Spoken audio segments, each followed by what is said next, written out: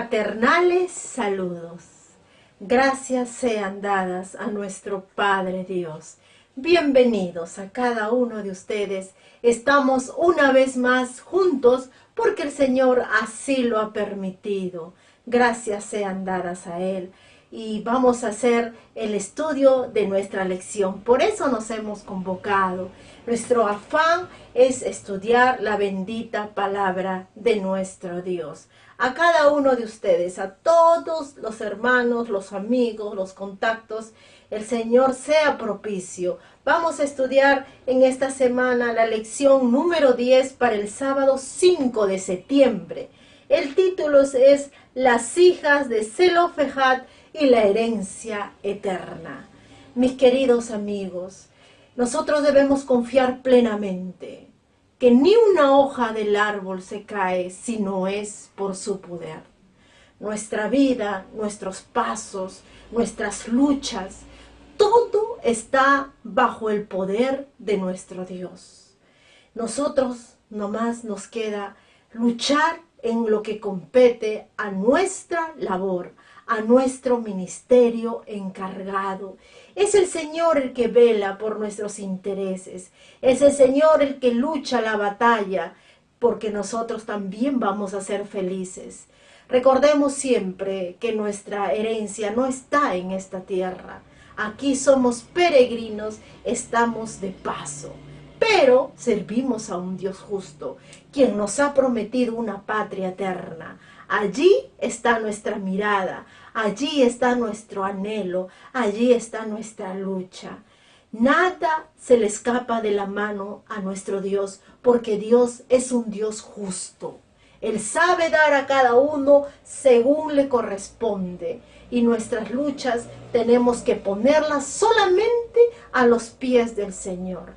Nuestra prioridad sea hacer su santa y divina voluntad. Y si necesitamos algún consejo, sea Él y su palabra. Lejos estemos, queridos, de obedecer a palabra humana que se contraponga contra la voluntad de Dios y contra los mandamientos del Señor. Descansemos en sus manos seguros, que ahí vamos a encontrar oportuno socorro. La bendición sea para cada uno de ustedes. Gracias por todos los saludos, por sus comentarios.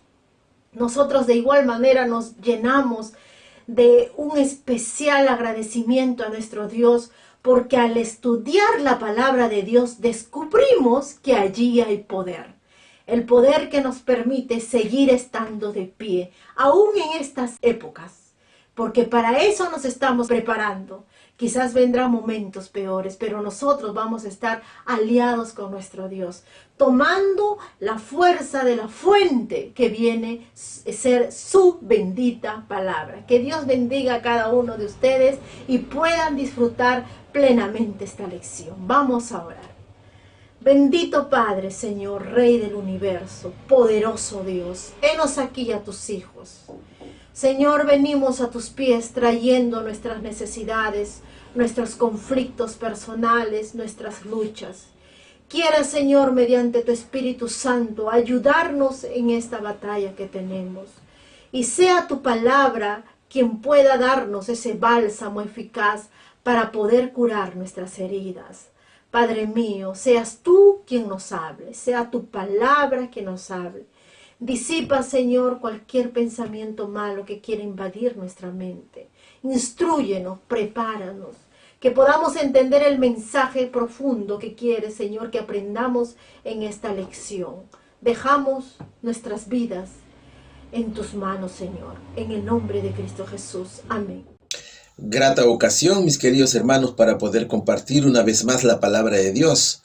Bienvenidos sean todos al estudio de la Biblia.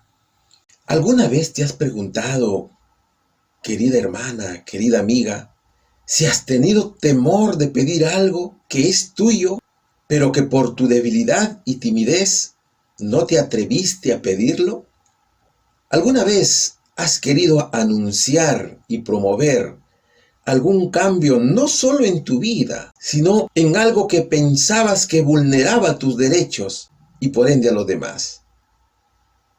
¿Alguna vez has sentido el placer el deleite de ser escuchada por algún líder de gran importancia? ¿Alguna vez has sentido ánimo de dejar atrás tus temores y ejercer dominio y autoridad sobre ti misma? ¿Y has planteado soluciones a un problema que parecía no tener solución? ¿Alguna vez te has sentido contenta porque has encontrado justicia y al fin fuiste reconocida y aceptada por haber planteado y solucionado un problema? Déjame decirte que este fue el caso de las hijas de Zelofejad. El tema para esta semana lleva por título Las hijas de Zelofejad y la herencia eterna. La raíz de Zelofejad significa unido. ¿Cuáles son los puntos que vamos a desarrollar en esta lección? Son dos interesantes puntos que vamos a desarrollar. El primero dice apelando a Dios. ¿A quién debemos acudir ante algún problema con los hermanos? ¿Al mundo o a la iglesia? Y el segundo punto dice la herencia celestial y eterna. ¿Qué debemos hacer para obtener la herencia celestial? ¿Qué ejemplo nos dan estas 5 muchachas que cambiaron el rumbo de una ley levítica? Antes de comenzar el desarrollo de la lección, déjame decirte que en la respuesta vamos a hablar de probabilidades, una respuesta probable. Quizás para mí la respuesta sea la correcta, la que yo planteé, pero para ti puede ser otra. Y también te pido, hermano, que en la parte de la descripción, en caso de que no fuera la respuesta correcta, tú la describas. Indica cuál es la respuesta y ayúdanos, hermanos. Bien, a manera de entender un poquito mejor el tema de Zelofejad. Zelofejad significa sombra de temor. Y el nombre de sus hijas también tiene un significado muy especial. Maala significa debilidad y enfermedad. Noa significa anunciar y promover. Ogla significa placer y deleite. Milca significa reina, dominio y autoridad. Y Tirsa significa delicia, aceptada y reconocida. Mira cómo cada uno de los nombres tiene que ver con un tema que va de menor a mayor. Desde la debilidad hasta el reconocimiento, hasta la aceptación. Y eso es lo que vamos a estudiar en la lección. Vayamos a la primera interrogante. La primera pregunta dice, ¿cuál fue una de las ciudades reales en Israel? Y también nos pregunta, dicho lugar hermoso, ¿por quién fue nombrado? Vamos a responder 2 interrogantes aquí. ¿Qué nos dice el libro de Reyes, capítulo 15, versículo 33? En el 3er año de Asa, rey de Judá, empezó a reinar Baasa, hijo de Ahía, sobre todo Israel en Tirsa, y reinó 24 años. En Cantares, capítulo 6, versículo 4, ¿qué nos dice? Hermosa eres tú, oh amiga mía, como Tirsa, deseable como Jerusalén, imponente como ejércitos en orden. Y el libro de Números, capítulo 27, versículo 1, dice así. Las hijas de Zelofejad, hijo de Efer, hijo de Galad, hijo de Maquir, hijo de Manasés, hijo de José, llamadas Mala, Noa, Ogla, Milca y Tirsa. Eso es lo que nos dice la palabra de Dios. Ahora, vayamos a sustentar la primera pregunta. ¿Cuál fue una de las ciudades reales de Israel? Mira, te presento la siguiente imagen. José, el hijo de Jacob, tuvo 2 hijos. Uno que se llamó Manasés y el otro que se llamó Efraín. Tirsa era una ciudad antigua de Israel, pero que llegó a ser una de las primeras capitales de la nación. Tirsa, mis hermanos, fue la capital de varios reyes de Israel. Entre ellos fue el rey Baasa, que reinó 24 años. El rey Ela, que gobernó 2 años. Y aquí encontramos algo tan interesante que, aunque te parezca curioso, sucedió. Zimri reinó solo 7 días.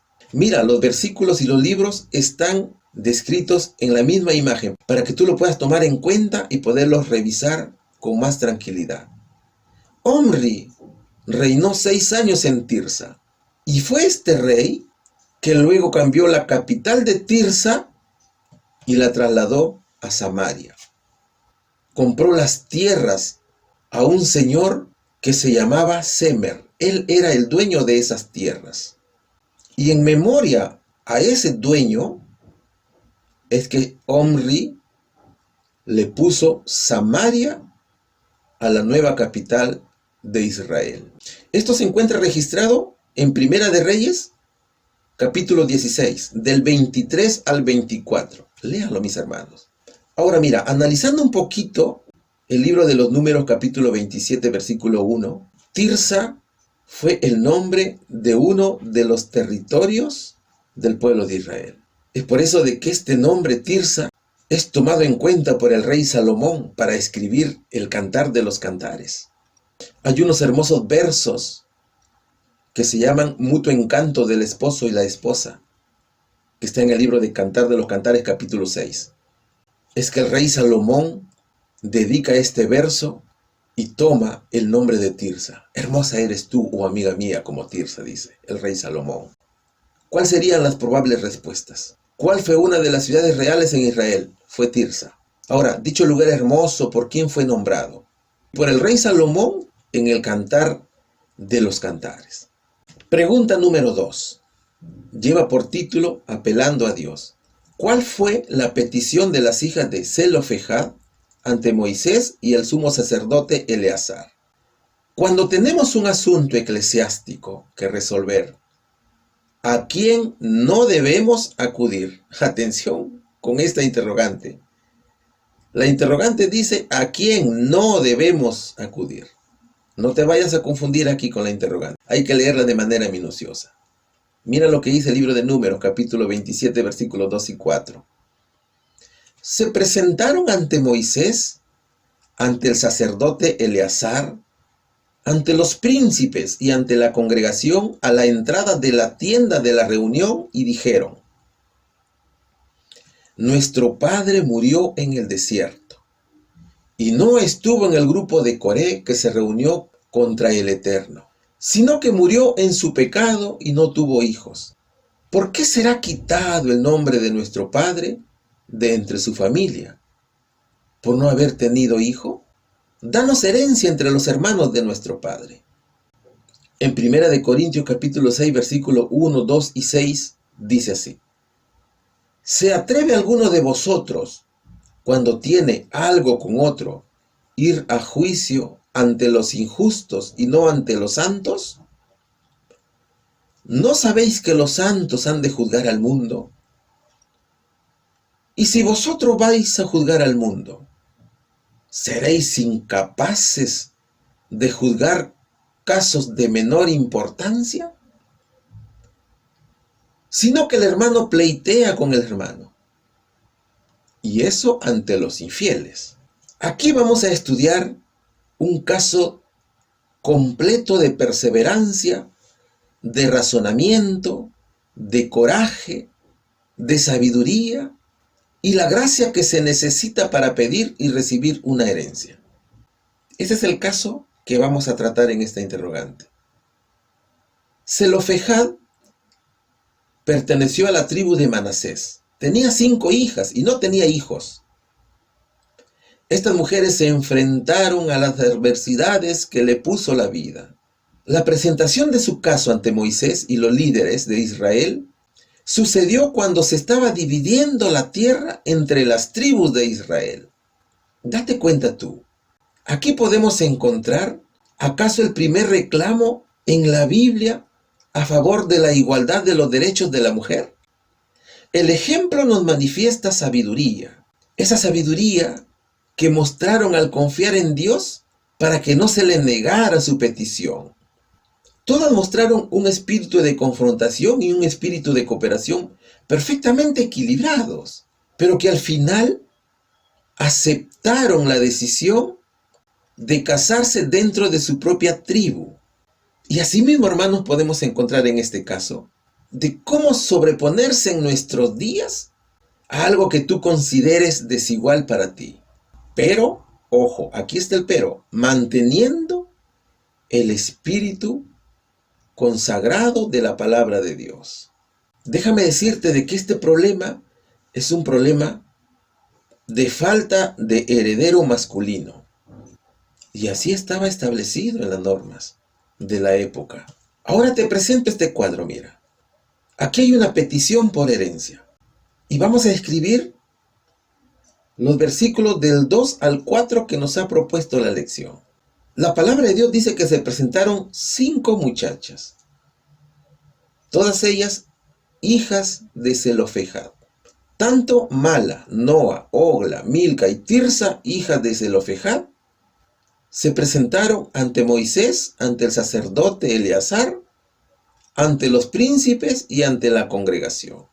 Ellos eran las autoridades eclesiásticas y hermanos de la iglesia. Anda observando el panorama para ver cómo nosotros lo enfocamos en la actualidad. Ahora mira, dice también el versículo que se reunieron en un lugar que era la tienda de reunión. Para estos tiempos es la iglesia, ¿cierto? Bien, ellas llevaron consigo un problema que resolver.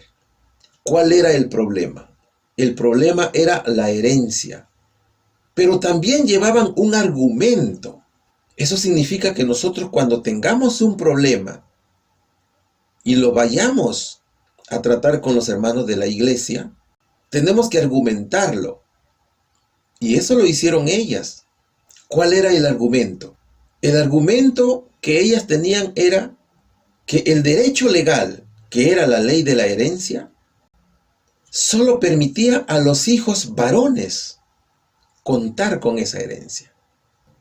Eso era el argumento que ellas tenían. Ellas impugnaban el derecho a que solo los varones debían tener herencia en las tierras, mas no las hijas. Así también dieron a conocer con elegancia que la ley levítica tenía un vacío legal.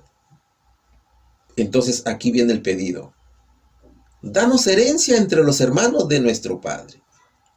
Todo esto, hermanos, sucedió en los campos de Moab junto al Jordán. Así dice la palabra de Dios. Estas mujeres acudieron a los hermanos a buscar solución del problema. No acudieron a otra nación para buscarlo, ni mucho menos a otra autoridad. Quizás porque no había tampoco. Pero mira, el texto que nos muestra mensajes selectos dice: los miembros de la iglesia que acuden a las cortes del mundo demuestran que han escogido al mundo como su juez, y sus nombres son registrados en el cielo como unidos con los incrédulos. Eso es para nuestra época. En época del pueblo de Israel también existían otras naciones, así como ahora encontramos en el mundo. Si tú no estás de acuerdo con una decisión, recurres a las cortes internacionales. Esa es la figura que se presenta ahora. Si tu hermano dices seguir a Cristo y obedecerle, tienes que confiar en los hermanos de la iglesia, en las autoridades de la iglesia. Quizás tengas un problema ahora, pero que por tu orgullo desconfías de los líderes de la iglesia. Déjame decirte que no confías en Dios. Ahora mira qué es lo que le dice Pablo a los Corintios. Fíjate bien a este versículo. Pablo dice: los santos han de juzgar al mundo. Ese es el punto clave en este versículo. Mira este cuadro. ¿Se atreve alguno de vosotros, cuando tiene algo con otro, ir a juicio ante los injustos y no ante los santos? Sino que el hermano pleitea con el hermano, y eso ante los infieles. Primero, tienes que preguntarte, hazte esta interrogante: ¿eres cristiano o del mundo? Ya lo hemos dicho, ¿no es cierto? Que si tú confías a los jueces del mundo es porque no confías en Dios. Por eso te estoy diciendo, pregúntate primero, ¿eres un verdadero cristiano o perteneces al mundo todavía? No permitas que el mundo te juzgue.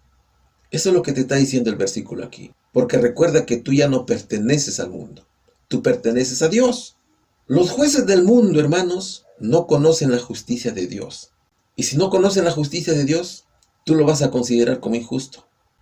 Ahora, que hay algo importante que resaltar también. El mundo te juzga bajo sus propios principios, no en los principios de Dios. Ahora, tú tienes que reflexionar también, hermano. Porque mira, los pleitos entre hermanos causan discusión, causan división y causan mal testimonio, tanto de ti mismo como también de la iglesia. Eso tenemos que tener en cuenta. Haces que pierda credibilidad la iglesia, hermano. Hay que tener mucho cuidado allí. Ahora, en el versículo 2 del mismo Corintios que nos plantea la lección, hay algo más que interesante también. Aquí tenemos nosotros que aprender a juzgar con sabiduría. Mira que el apóstol Pablo nos exhorta muy claramente cuál es nuestra condición en el mundo. Escucha bien. ¿No sabéis que los santos han de juzgar al mundo? Y si vosotros vais a juzgar al mundo, ¿seréis incapaces de juzgar casos de menor importancia?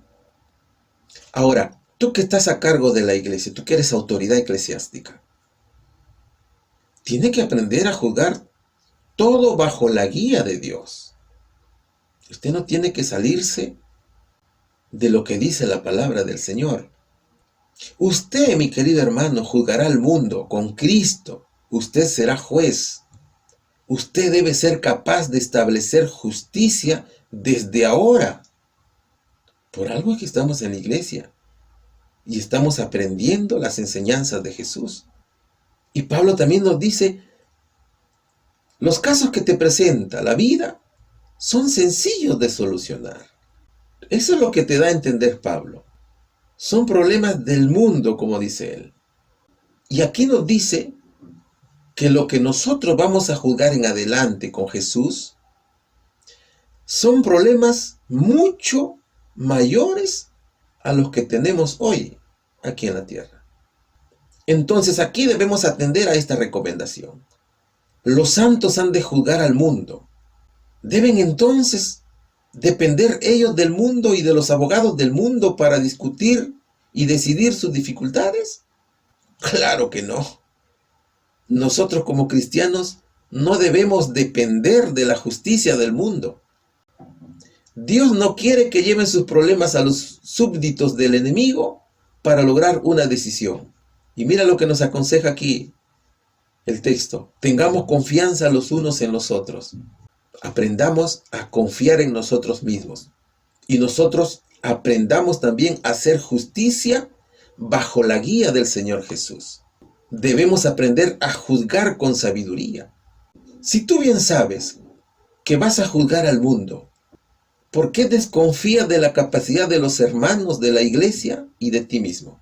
Ahora mira, el hecho de que tú te pongas a pelear con tu hermano ya es una falta, ya es un error. Dios no nos ha mandado que nos agrupemos, que congreguemos para pelear, no. Tenemos que aprender a vivir como hermanos. Tenemos que aprender a evitar comportarnos como infieles. Tenemos que entender que ese comportamiento va a generar problemas a la iglesia. Acude siempre a nuestros hermanos para solucionar algún inconveniente, hermano. Recuerda que tú en la tierra eres peregrino y eres extranjero. Quizás la decisión sea desfavorable para ti, pero ten en cuenta que si tu problema es por un bien material, acuérdate que ese bien material lo vas a dejar en la tierra. No lo llevarás al cielo. ¿Cuáles serían las probables respuestas aquí? ¿Cuál fue la petición de las hijas de Zelofejad ante Moisés y el sumo sacerdote Eleazar? La petición fue la herencia entre los hermanos de su padre. Ahora, cuando tenemos un asunto eclesiástico que resolver, ¿a quién no podemos acudir? Ni podemos ni debemos acudir a los jueces del mundo. Esa es la respuesta. Léelo bien, no te vayas a equivocar. La pregunta dice, ¿a quién no podemos acudir?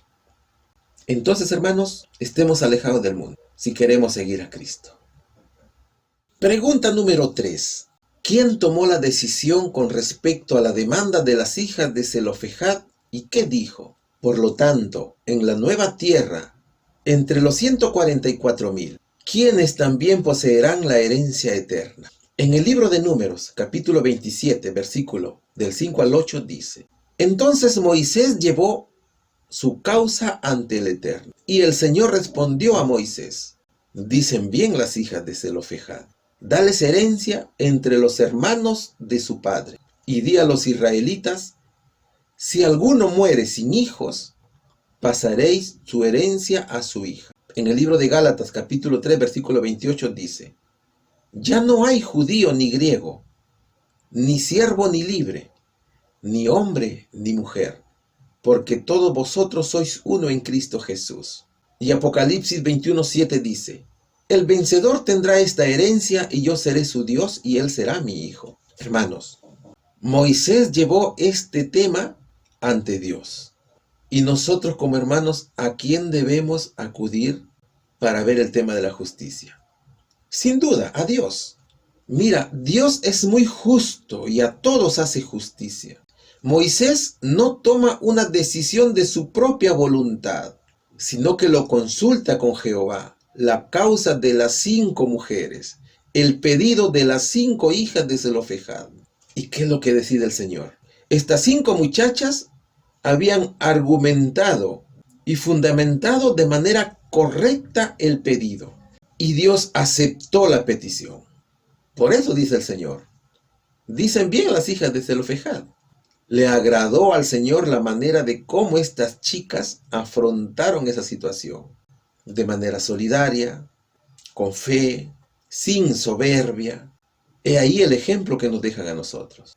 Dios otorgó herencia a las hijas de Zelofejad porque obedecieron los mandatos de Dios y hablaron la verdad sobre todo.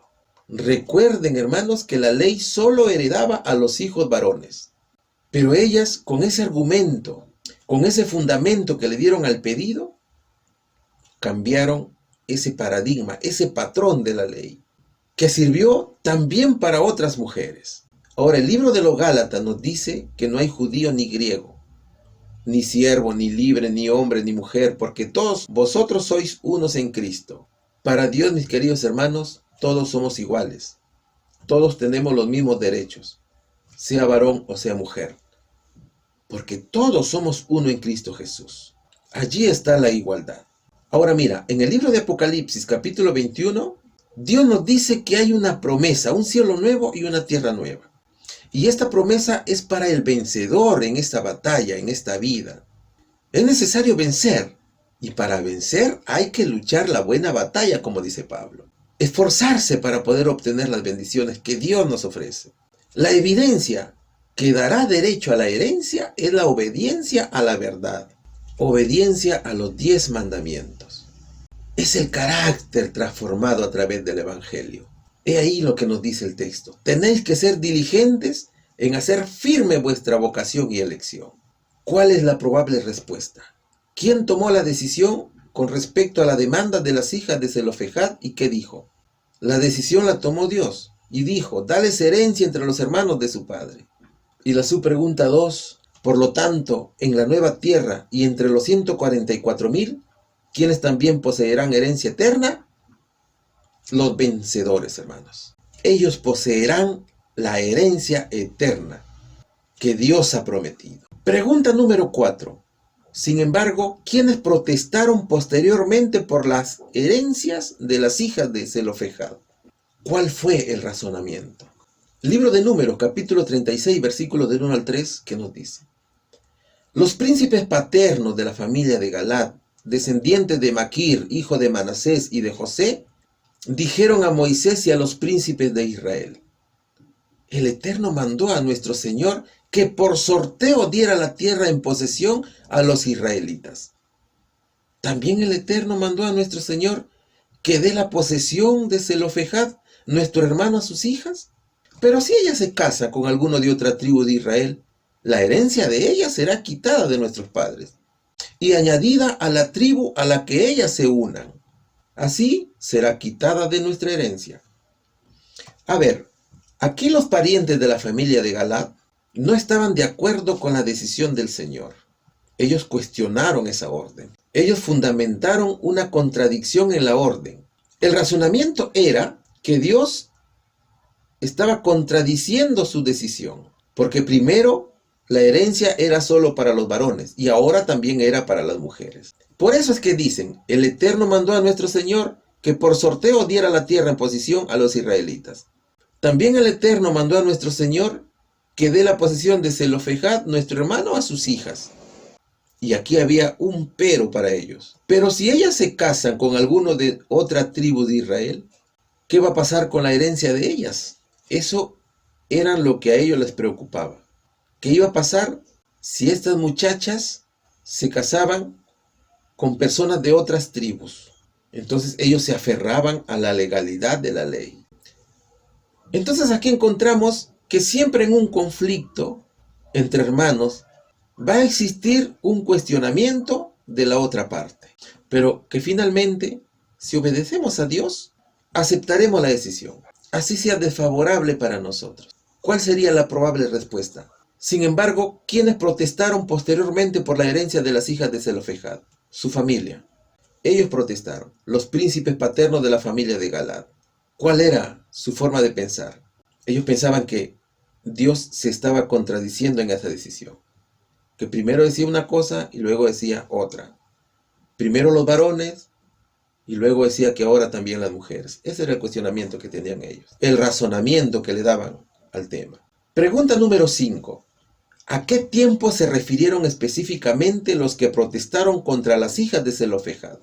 ¿Cuándo ocurrirá el jubileo espiritual? Libro de Números, capítulo 36, versículo 4. Y cuando venga el jubileo en Israel, la heredad de ella será añadida a la tribu de sus esposos. Así la heredad de ella será quitada de la tribu de nuestros padres. ¿Qué dice Daniel capítulo 7 versículo 27? Y el reino, el dominio y la majestad de los reinos debajo de todo el cielo serán dados al pueblo de los santos del Altísimo, cuyo reino es reino eterno, y todos los dominios le servirán y obedecerán. ¿Qué era el jubileo, hermanos? Cuando venga el jubileo, dice la palabra de Dios. ¿A qué jubileo se estaban refiriendo aquí los hebreos? Mira, el jubileo era un año en que se cancelaban todas las deudas de toda la nación. Eran borrados así, borrón y cuenta nueva, como se dice. En otras palabras, nadie debe a nadie. Era una gran ayuda para todos los que estaban endeudados en la época. Ahora mira, era una época también en que todas las familias volvían a tener parcelas iguales de terreno productivo. Era una gran justicia para los que no tenían tierras, ¿verdad? Para los desahuciados. Ahora mira, los israelitas cuando entraron en Canaán, la repartición de la tierra fue equitativa, fue igual a cada tribu, a cada familia. Pero que cada medio siglo se hacía una redistribución de la tierra. Esto se hacía con la finalidad de que se volviera a la igualdad para todos. ¿Qué significaba esto? Esto significaba que la tierra no se podía vender, porque a los 50 años esa tierra iba a regresar nuevamente a sus primeros dueños. Ahora bien, si tú lees el libro de Levíticos capítulo 25, versículo 23, ¿qué nos dice? La tierra no se venderá a perpetuidad, pues la tierra es mía, dice el Señor. ¿Y qué más nos dice? Algo interesante. Pues vosotros forasteros y extranjeros sois para conmigo. En ese contexto y en ese análisis, en esa síntesis del versículo, Dios nos dice que Él es el único dueño de la tierra. Ahora, este versículo de Levíticos también es confirmado en el libro de los Salmos, versículo 24, capítulo 1. Nosotros, hermanos, simplemente somos huéspedes en su tierra. Somos sus mayordomos. Solamente somos administradores de la tierra. No somos dueños. Ahora mira, ¿qué nos dice el libro de Daniel, capítulo 7, versículo 27? Y el reino, el dominio y la majestad de los reinos debajo de todo el cielo serán dados al pueblo de los santos del Altísimo, cuyo reino es reino eterno y todos los dominios le servirán y obedecerán. Estimado amigo y hermano, Dios está en el control de todo este tema. Todos los reinos serán dados al pueblo de los santos del Altísimo, dice el Señor, cuando venga Cristo en su segunda venida. Él es el que dará esta hermosa herencia que Él mismo ha prometido. Estas son profecías que encontramos en la Biblia. Lo hermoso de la profecía no es lo extraordinario cómo se cumplen, sino cómo es que Dios está controlando todo. Y cómo es que el Señor mismo te dice qué debes y no debes hacer para heredar esas promesas.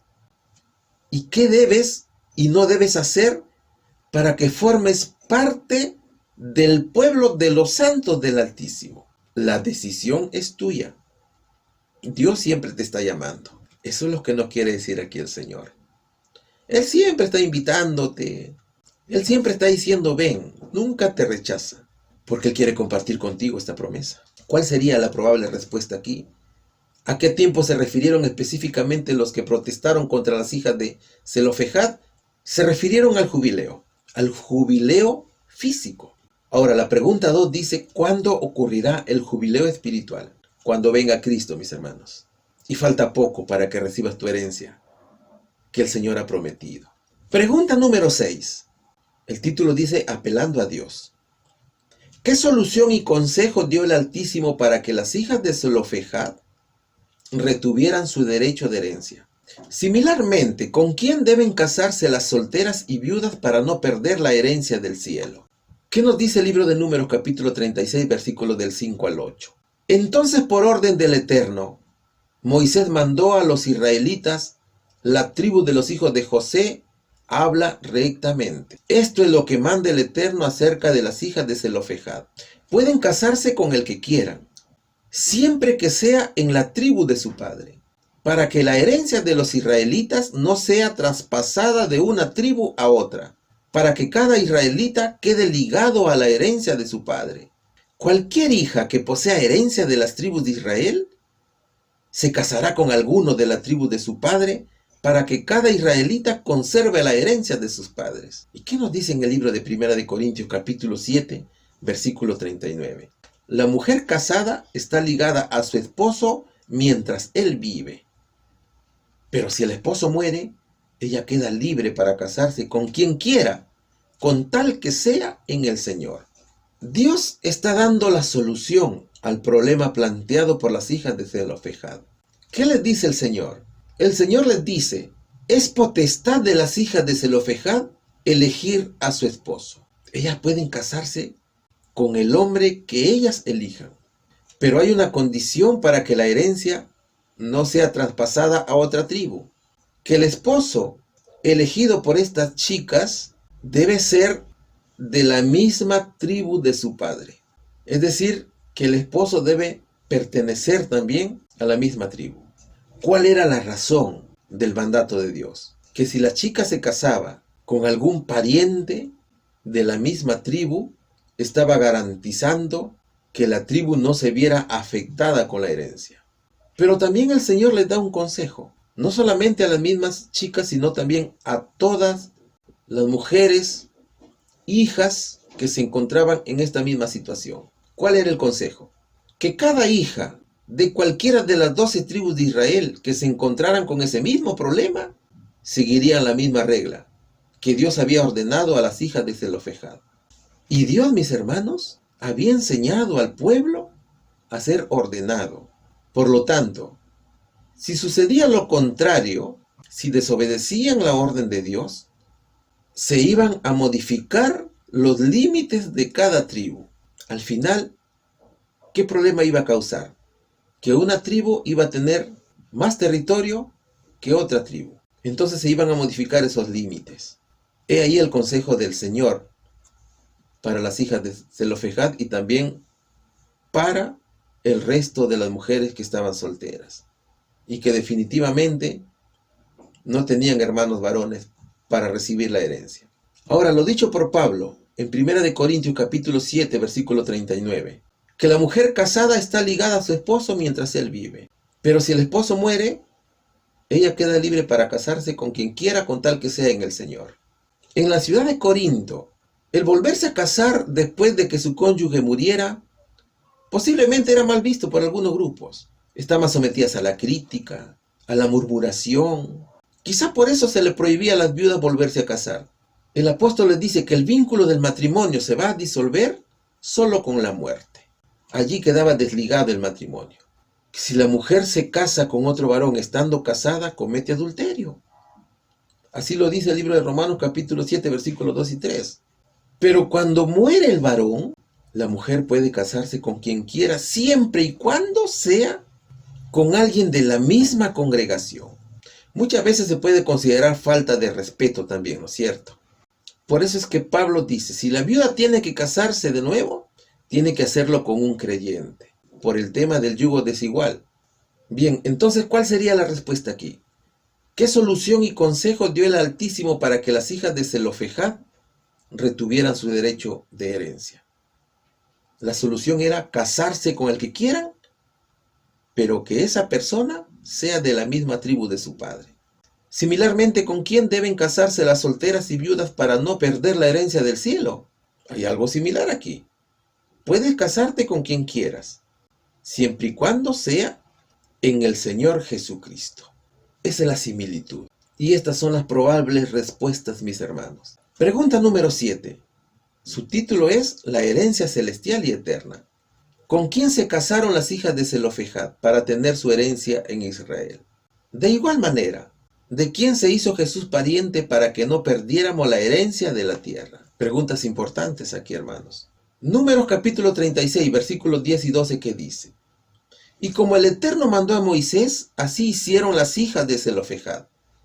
Mala, Tirsa, Ogla, Milca y Noa, hijas de Zelofejad, se casaron con primos paternos de la familia de Manasés, hijo de José, y la herencia de ellas quedó en las tribus de su padre. Hebreos capítulo 2, versículos 11 y 14 dice: Porque el que santifica y los que son santificados, todos proceden de uno. Por eso no se avergüenza de llamarlos hermanos. Así, por cuanto los hijos participan de carne y sangre, él también participó de lo mismo, para destruir por su muerte al que tenía dominio de la muerte, a saber, al diablo. En este tema de la herencia de las hijas de Zelofejad, se dio cumplimiento a la orden de Dios. Ellas obedecieron el mandato de Dios. Ellas se casaron con sus propios primos. Y la heredad de ellas quedó en la tribu de la familia de su padre. Ello fue lo que mantuvo la tierra heredándose en la misma tribu. Y contribuyeron también a que la familia creciera, la tribu creciera, ¿no es cierto? Ellas siguieron ligadas a la herencia de su padre. Ahora, para sustentar la interrogante 2, ¿de quién se hizo pariente Jesús para que no perdiéramos la herencia? Jesús es nuestro pariente más cercano a través de la encarnación. Él se hizo hombre para estar junto a nosotros. Por eso dice la palabra de Dios: lo que era imposible para la ley, por cuanto era débil por carne, Dios, enviando a su Hijo en semejanza de carne de pecado, y a causa del pecado condenó al pecado en la carne. Así está escrito, mis queridos hermanos, en el libro de Romanos capítulo 8, versículo 3. Ahora, hay un versículo más interesante también que debemos tener en cuenta.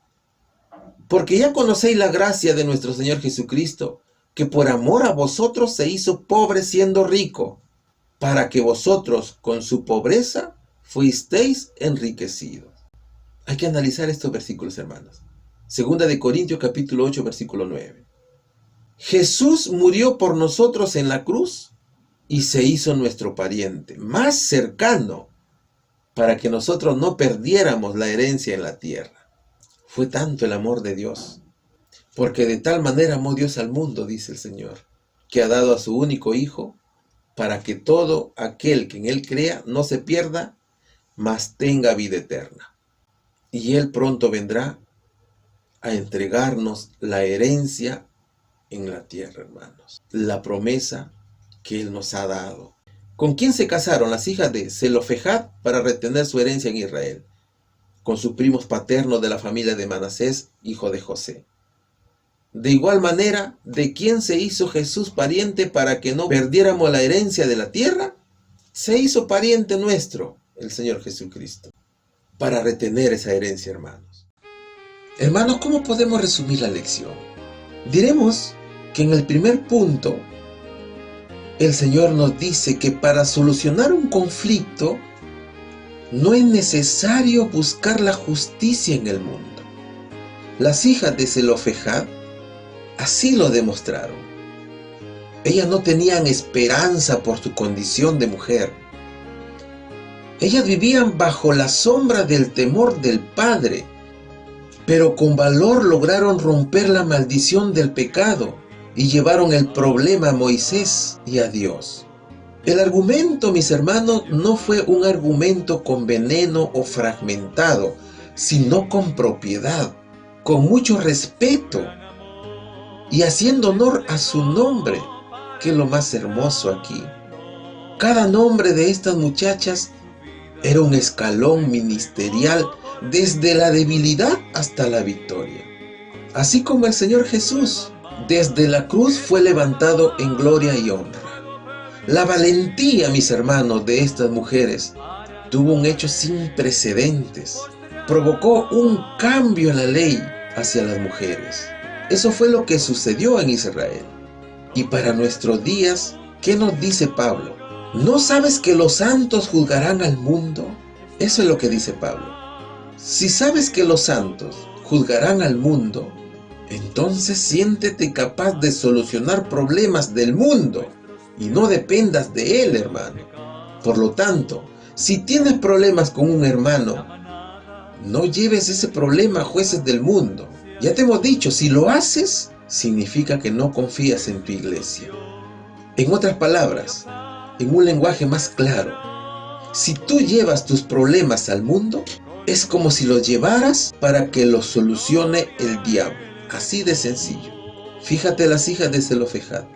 Además de la fe, demostraron sabiduría, prudencia y sobre todo confianza en Dios. Y también en los líderes de la iglesia.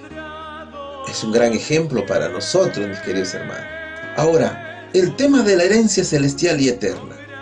Desde que el pueblo de Israel estuvo en el monte Sinaí, Dios les dio la gran oportunidad de demostrar su amor hacia Él.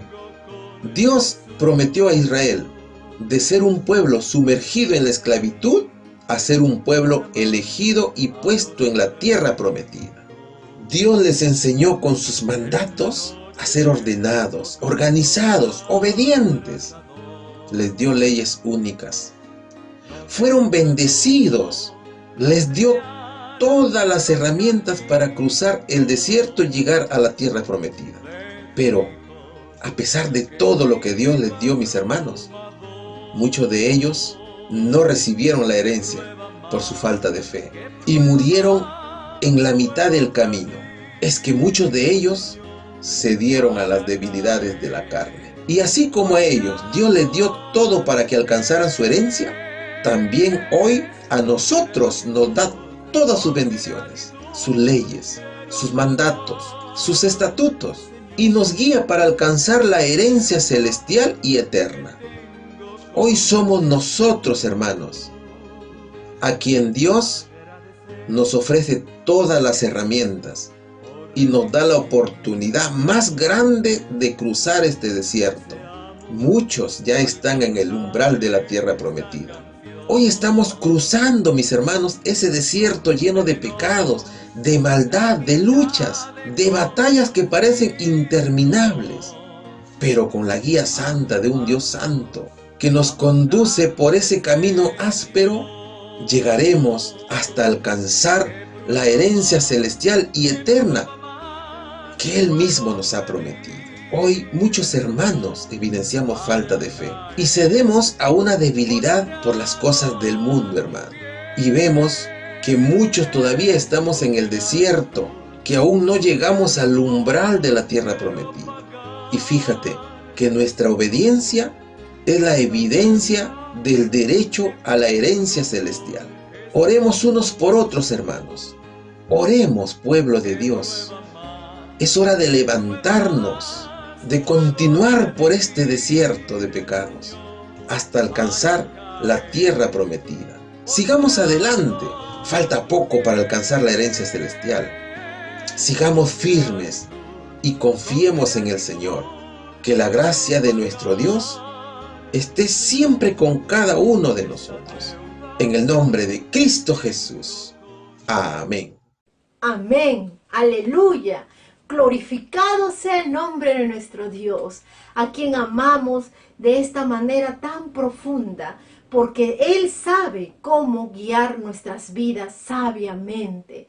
Es menester que nos enamoremos cada día al ver su infinito poder y la manera como tiene para poder solucionar nuestros problemas. Esta semana sea una semana bendecida, una semana cuyo propósito sea amar a Dios sobre todas las cosas, amar también a tu prójimo, poder brindar un poco de esperanza, de consuelo, llevar la palabra de Dios a tus familiares en primer momento, a los más cercanos a ti, si puede ser tu vecindario. Todos tienen que conocerte a ti. ¿Cómo te manejas en esta época? ¿De qué hablas en esta época? ¿A quién pregonas en esta época? Y no cesemos de seguir predicando a un Cristo restaurador, a un Cristo que sana, a un Cristo que consuela, a un Cristo que viene por segunda vez. Mis queridos, nos volveremos a encontrar si es el plan de nuestro Dios. Y donde estés, sigue en la lucha. Sigue trabajando con tus familiares, sigue trabajando con aquella persona que quizás se muestren diferente, porque va a llegar el momento que al ver tu vida, ellos también quieran seguir en este camino. Las bendiciones totales a cada uno de nuestros hermanos y nos volveremos a ver muy pronto. Vamos a orar para cerrar este encuentro. Gracias, Señor, porque nos has hablado en esta lección. Gracias porque te manifiestas de muchas maneras y sentimos tu presencia, Señor, en nuestras vidas. Bendice, Señor, a cada uno de nosotros en todas las labores también terrenales que tenemos que desempeñar. Bendice, Señor, nuestra vida espiritual para que nunca nos desliguemos de ti. Confiamos, Señor, en ti y estemos en comunión perpetua. Perdona nuestros pecados, Señor. Haz que nuestro yo siempre esté sepultado, cocido en un saco, como dice tu palabra, Señor. Padre Santo, dejamos la vida de cada uno de tus hijos. Los que tuvieron la oportunidad de escuchar este estudio, bendícelo, Señor. Bendice su entrada, bendice su salida, bendice su canasta. Bendice también si hay un enfermo en casa. Da, Señor, el método adecuado para la restauración, si es tu voluntad. Gracias por todo, en el precioso nombre de Cristo Jesús. Amén.